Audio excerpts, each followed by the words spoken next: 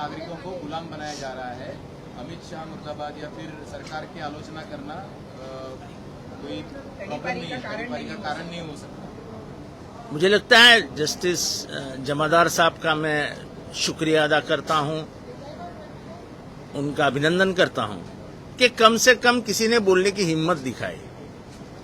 हम तो राजनीति में हैं और गणतंत्र में राजनीति में रहे लोग जो विरोधी पक्ष में हैं वो सत्ताधारियों के ऊपर बोलते रहते हैं, लेकिन इस देश के जो हालात है वो बद से बदतर होते जा रहे हैं और ये कोई बड़ी बात नहीं है। हम तो कहते हैं कि इस देश को गुलाम बनाया जा रहा है।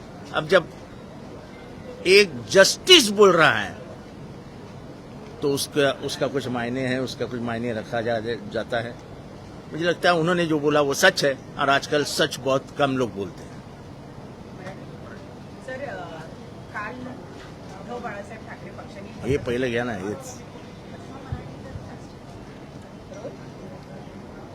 जस्टिस जमादार यांचं जे वक्तव्य आहे त्या वक्तव्याकडे तुम्ही कसं पाहता? ते नाही, मी जस्टिस जमादार यांचं मनापासून अभिनंदन करेन की काही देशात बोलणारी लोक कमी आहेत आणि त्यातल्या त्यात खुर्चीवर बसून बोलणं हे आता अशक्यप्राय गोष्ट झालेली आहे आणि त्याच्यात जस्टिस जमादार म्हणतात की या देशातल्या लोकांना, या देशातल्या जनतेला गुलाम बनवलं जातंय.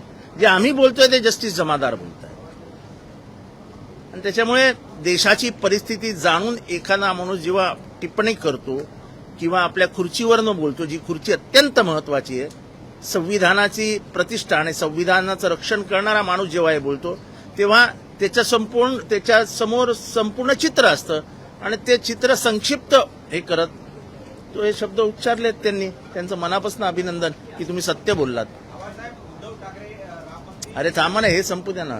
त्याचबरोबर राम मंदिराच्या मुद्द्यावर आपण काही नाही, असं आहे की प्रत्येक दान ज्यांनी केलेलं आहे, राम मंदिराला ज्यांनी दान केलंय त्यांनी पोलीस स्टेशनला जाऊन 0 नंबरवरनं FIR करायला हवी. आता मी काही दान केलं होतं, जर राम मंदिरावरनं ते चोरीला गेलंय तर मी आज सहज विचार करत होतो वाचता की मी कुठल्या तरी पोलीस स्टेशनला जाऊन, म्हणजे माझ्या घरच्या जवळ पोलीस स्टेशनला जाऊन FIR करायला हवा की मी दान केलं होतं, माझं कुठे आहे सोनं ते सांगा. अरे या देशामध्ये रामाच्या नावावर राजकारण झालं, रामाच्या नावावर सत्ता मिळवली, तर रामाचं सोनं घेऊन पळून जाता तुम्ही, तर रामाची देणगीच पळवली जाते आणि आम्ही काहीच बोलायचं नाही, कोणीच काही बोलायचं नाही. अरे कसं चालेल हे? मी एक इतकंसं सोनं, म्हणजे त्याला आपल्या लहानपणी आपली आजी बोलायची, त्याला काय तो 1 अंश नाही, काय त्याला तो शब्द ग्राम पण नाही हो, 1 तोळा पण नाही, मराठीत एक मस्त शब्द आहे, मस्त शब्द आहे, मला आठवत नाही.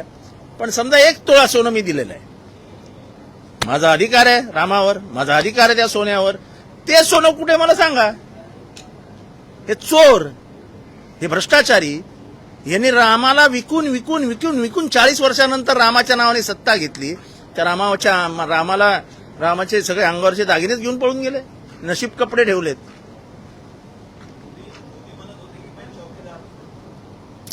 ना खाऊंगा ना खाणे दूंगा, इथे तर सगळे खातानाच दिसत आहेत आणि अगदी बक्का खात आहेत.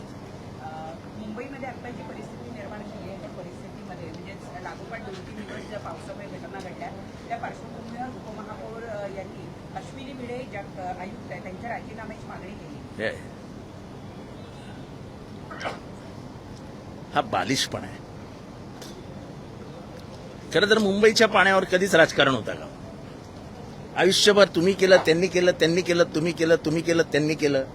मुंबईची भौगोलिक रचनाच अशी आहे की मुंबईचं पण असं आहे, मुंबईचा तुम्ही विचार का, मुंबईला 4ही बाजू घेरलंय, गटारं आहेत, म्हणजे मोठे मोठे नाले आहेत, जसं वरळीचा नाला आहे, जसं जोगेश्वरी, म्हणजे जिथे समुद्राला पाणी जाण्यासाठी नाले केलेले आहेत. एकदा भरती आली की त्या नाल्यातलं पाणी आतमध्ये येतं, त्यामुळे बाहेर जाण्याचा प्रश्नच येत नाही. आणि मी नेहमी सांगतो की मुंबईचा आकार असा आहे बशीसारखा, आणि सायनचा जो सर्कल आहे तो बरोबर बशीच्या मध्यभागी येतो, आणि त्याच्यामुळे हे अशक्यप्राय आहे की मुंबईत पाणी भरणारच नाही. पण आपल्याला राजकारणच करायचं आहे. ब्रह्मदेव उतरला तरी मुंबईत पाणी तुंबलं नाही असं होऊच शकत नाही.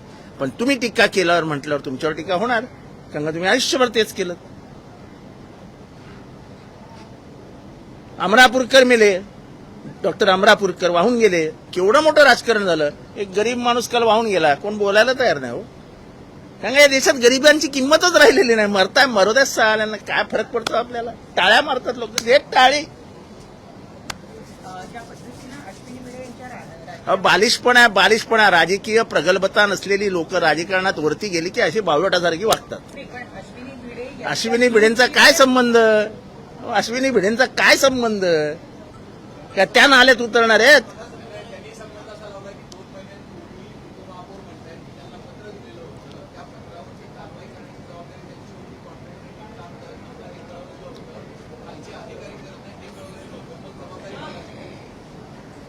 मला माहित नाही ते कुठल्या पक्षाचे आहेत. म्हणजे याचा अर्थ डिपार्टमेंट कोणाच्या हातात आहे? नगर विकास कोणाकडे आहे? मला या राजकारणात जायचं नाहीये. हा बालिशपणा एवढंच मी सांगू शकतो. नाही आता कसं आहे, ते आपापसात कोणी नाही असं आहे की प्रश्न आहेत. तुम्ही शिवसेनेवर आरोप केलात ना, एवढ्या वर्ष शिवसेनेला घेरलात तुम्ही. पाणी तुमते पाणी तुमते पाणी तुमते पाणी तुमते, आता पाणी तुमते, द्या उत्तर का पाणी तुमते. पण मी तेव्हाही सांगत होतो की मुंबईची भौगोलिक रचनाच अशी आहे की मुंबई पाण्यापासून वाचूच शकत आहे. कारण का मुंबईची किनारपट्टी, त्यात भरती ओटी, या सगळ्याचा विचार केल्यानंतर पाणी भरणारच. पाऊस पडतोय, पाणी भरतंय, दुसरीकडनं भरती आतमध्ये येते, पाणी जायला वाटा कुठे आहेत. आणि त्याच्यामध्ये झोपडपट्ट्या वाढतायत. तुम्ही नवीन नवीन बिल्डिंगी बांधताय, 70 मजल्याच्या बिल्डिंगी बांधताय. इन्फ्रास्ट्रक्चर नाही, काय नाही. डीसीपीआर 8चा FSI, 9चा FSI, 10चा FSI, नंतर 100चा FSI जाहीर करतील. अभी पैसा ही खाने का है तो बढ़ाओ बिल्डिंग, मरने दो मुंबई को, साले को. उद्धव ठाकरे यांना पुन्हा एकदा रामाची आठवण झालेली दिसते. त्यांनी महाआरती करायला सांगितलेली आहे. हे बघा, रामाची आरती, तसं राम मंदिराचं नावच उद्धव म्हणजे ठाकरे कुटुंबियांवर आहे. जेव्हा राम मंदिर पडलं तेव्हा आम्ही शिव्या देत होतो की हे व्हायला नको होतो. तेव्हा एकच माणूस मर्दासारखा बाहेर आला आणि सांगितलं होय माझ्या पोरांनी तोडलं. त्याचं नाव होतं बाबरी मस्जिद. म्हणजे बाबरी म्हणजे तेच राम मंदिर तिथनंच निर्माण झालं ना. बाबरी मस्जिद तिथनंच राम मंदिराचं निर्माण आहे. त्यामुळे रामाची आठवण शिवसेनेला आज नाही झाली. मी राजकारणाच्या पलीकडे इतिहास सांगतोय. तेव्हा तर सगळे बिळात घुसले होते, कोणीच जबाबदारी घ्यायला तयार नव्हतं. तेव्हा बाळ ठाकरे म्हणाले हो आय एम प्राऊड, मुझे गर्व है की मेरे लडकियों ने किया. तेव्हा त्यांना अधिकार आहे ना. तुम्हाला तर अधिकारच नाही रामाचं नाव घ्यायचं. तुम्ही पळून गेलात पळून. म्हणजे जसं ओबीसीचं राजकारण होत होतं तेव्हा ओबीसीच्या विरोधात सर्वात आक्रमक कोण होतं? आरक्षण मिळू नये भूमिका कोणाची होती? गोस्वामी ज्यांनी स्वतःला जाळून घेतलं तो कोणाचा होता? बीजेपीचा. आणि आज बीजेपीच सांगतं आमच्या डीएनएत आहे, ओबीसी आमच्या डीएनएत आहे, आमची ओबीसी आमच्या डीएनएत आहे. अरे कसला डीएनए तुमचा डीएनए तपासावा लागेल. असं कसं चालेल? किती दिवस तुम्ही कोणाकोणाला फसवणार? रामाला फसवणार, ओबीसीला फसवणार, दलितांना फसवणार, भांडणं लावणार. आणि सत्ता पैसा सत्ता, सत्ता पैसा, पैसा सत्ता, सत्ता पैसा, असं चक्र सुरू आहे. बस त्या चक्रामध्ये अडकलाय हा देश, बाकी काही नाही.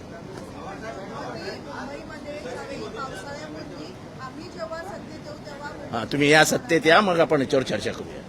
SIR संदर्भात एकूणच सध्याला कामकाज सुरू आहे. मात्र अशैक्षणिक कामांना शिक्षकांना ही कामं देऊ नका असं शिक्षक. मी तुम्हाला सांगतो, SIR अशा वेळेला आणलं आहे की ज्याच्यामुळे महाराष्ट्राच्या मतदारांची हानी होणार आहे. या पावसाळ्यात तुम्हाला वाटतं का शिक्षक शाळेत जात नाहीत? पावसामुळे मुंबईत पाऊस असेल, कोण शाळेत जातं? तुंबलेल्या मुंबईमधनं चालत कोण शाळेत जातं का? अशा वेळेस मुंबईच्या झोपडपट्ट्यांमध्ये शिक्षक जाणार आहेत का मतमोजणी करायला? कुठे राहता हो तुम्ही? तुमच्या घराचा पत्ता द्या असं विचारायला जाणार आहेत का? त्यामुळे सरळ जाणार नाही. ते काय सापडले नाही, उडालं मत. जा. SIR हे फक्त मत कमी करण्याचं, गरिबांची मतं उडवण्याचं मस्त रचलेलं कारस्थान आहे. आणि त्यातल्या त्यात ही मतं इथले ज्या जाती जमाती आहेत, विमुक्त, भटक्या, ज्यांच्या आयुष्यभरात ते एक झोपडी नाही स्वतःची बांधू शकले, त्यांची कुठनं मतं येणार आहेत?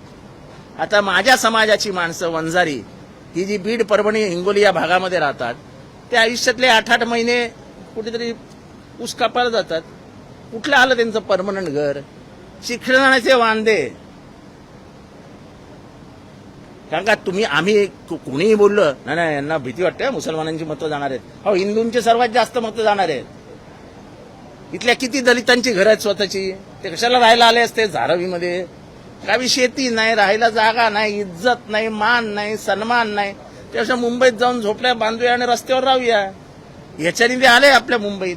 आता त्यांचे तुम्ही सांगणार की तू 2002ला तू मतदान कुठे केलं होतं हे सांग बरं. तू कुठनं सांगणार? उडालं ते जमत. जा, काय करणार तुम्ही? SIRचा स्पष्ट अर्थ असा की जे आम्हाला मतदान करतील ते मतदान यादीत राहतील, ते आम्हाला कळणार नाहीत ते मतदान यादीत राहणार नाहीत. एवढ्या सगळ्या हे लायकात तर लागत नाहीत बातम्या. उगाच माझ्या इथे बडबडून माझा घसा सुकवू नका.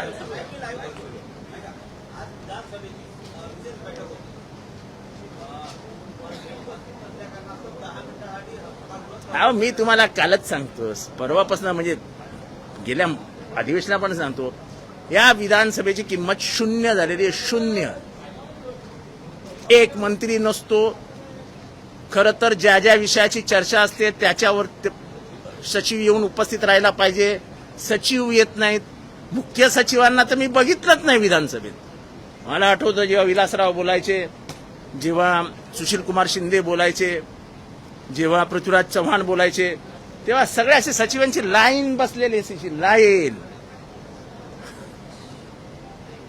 तुम्ही अवमूल्यन अशा संस्थेचं करतात जी संस्था इथल्या कायद्याची संरक्षक आहे. 288ची विधानसभा, ही विधानसभा महाराष्ट्राची रक्षणकर्ती आहे. त्या रक्षणकर्त्या विधानसभेचं वस्त्रहरण करून तिला म्हणजे विवस्त्र करण्याचं काम इथे योजनाबद्ध पद्धतीने केलं जात आहे. कारण का त्यांना संविधान आणि संविधानाच्या माध्यमातून निर्माण होणाऱ्या संस्थाच नको आहेत. या संस्था कायमच्या बर्बाद करून टाकायच्या, नेस्तनाभूत करून टाकायचा आणि इथली लोकशाही उद्ध्वस्त करायची, हा एकमेव कार्यक्रम लागलेला आहे. आणि जनताही त्याच्यात सामील आहे. त्यांना इतकं पाशवी बहुमत देता की ते पाशवी बलात्कार करता. ओरडता येत नाही. Then enjoy it.